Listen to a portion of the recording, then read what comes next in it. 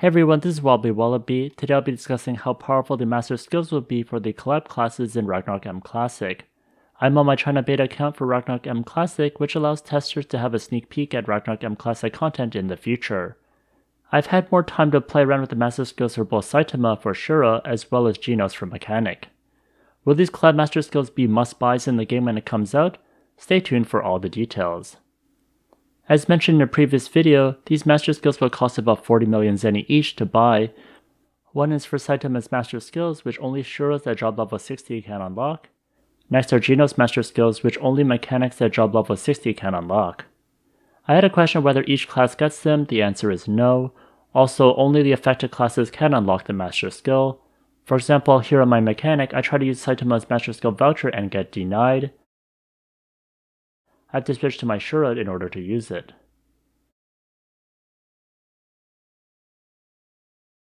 Now once unlocked, you have to swap between the master skills. You can't use Shura master skills and Saitama's at the same time. You also need to grind the EXP for both master skills. So you're going to need a ton of job EXP and Zeny in order to grind these skills. Next, let's take a look at Saitama's master skills for Shura. First is continuous attack, an active skill. Lock an enemy and attack it quickly, causing a physical attack times 800% physical damage every 0.2 seconds for 2 seconds. The locked enemy cannot move, hide, or use displacement skills. Continuous attacks enjoys the auto attack and damage bonuses. This attack can shred through single targets. The fast attack interval is also very nice against bosses.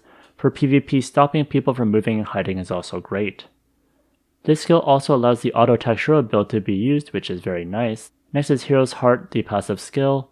The cooldown of Transcendence is reduced by 1 second, and the damage caused to the monk by enemies more than 3 meters away from the monk is reduced by 6%.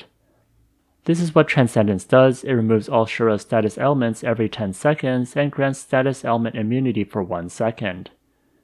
Each level reduces the cooldown by 1 second. Also, the damage reduction increases by 6% every level. So at max level, your Transcendence goes down to 5 seconds, and this is really nice for dealing with statuses.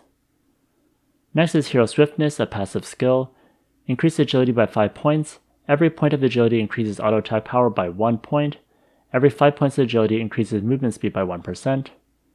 For each level, the amount of agility goes up by 5 points, and the auto attack power increases by an extra 1 point. This is a nice way to scale up auto attack based on agility, which is great. Next is Heroic Intuition, a passive skill. Each auto attack and continuous attack has a 5% probability of triggering one of Dragon Combo, Fallen Empire, or Tiger Cannon. Each level increases probability by 5%.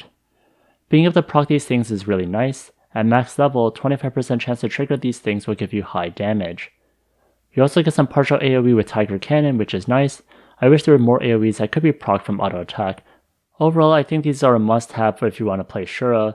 I find Shura by itself is a bad class for PvE. Although it can do a lot of damage, it just doesn't have a good follow-up, and that's where these Saitama master skills come in.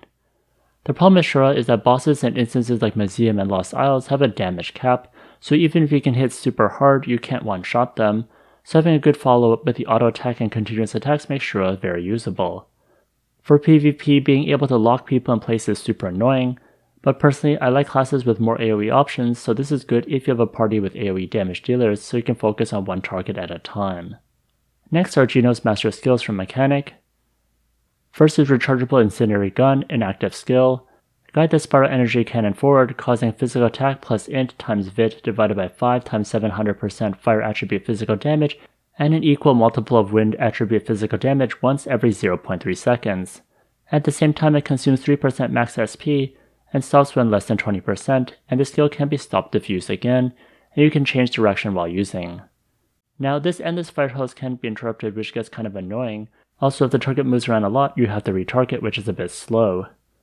This skill is very powerful because it does both wind and fire at the same time, which feels very unfair. Many other classes need to do a skill rotation in order to use another element, so this is a big advantage. Next is Machine Body, a passive skill. Mechanical Repair can restore 3% of max SP. Mechanical Repair can be used when channeling Rechargeable Incendiary Gun. And for each level after that, SP goes up by 3%. This is a nice way to restore some SP, although normally you should stack SP potions or SP discharge from foods to keep your SP as high as possible. Next, Electro-Optical Flow, a passive skill. When channeling Rechargeable Incendiary Gun, neutral barrier and magnetic field will be generated in turn around the mechanic, lasting 0.7 seconds with an interval of 2 seconds. An extra 0.2 seconds is added for each level. Neutral barrier and magnetic fields are great ways to increase survivability. It is great that they can proc when using Rechargeable Incendiary Gun. Next is Firepower Upgrade, a passive skill. When channeling Rechargeable Incendiary Gun, the mechanic's physical damage reduction, magic damage reduction, and physical damage bonuses are increased by 0.5% per second. Each time an enemy is hit, the target's physical damage reduction is reduced by 0.1%. It can be stacked. The upper limit is 30% and lasts 3 seconds. For each level, 0.5% increase for reductions and damage bonuses, and a 0.1% increase on the target's debuff. The fact that this is a gradual increase that can stack up to 30% is quite insane. If you keep hitting your target, this is a great way to buff and debuff. Overall, I'd say the master skills are very powerful, and I personally think Genos master skills are better since Mechanic is more balanced of a class compared to Shura.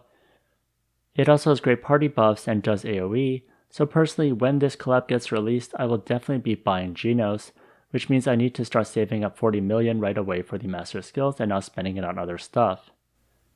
Also, another common theme of master skills is auto-proccing existing skills, which is very powerful.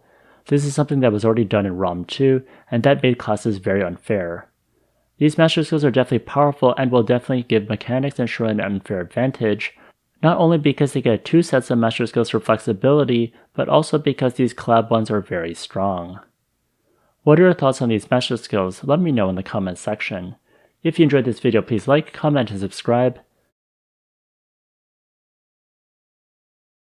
Here's a video that I'd recommend, and if you want more Ragnarok M Classic content, check out this playlist over here.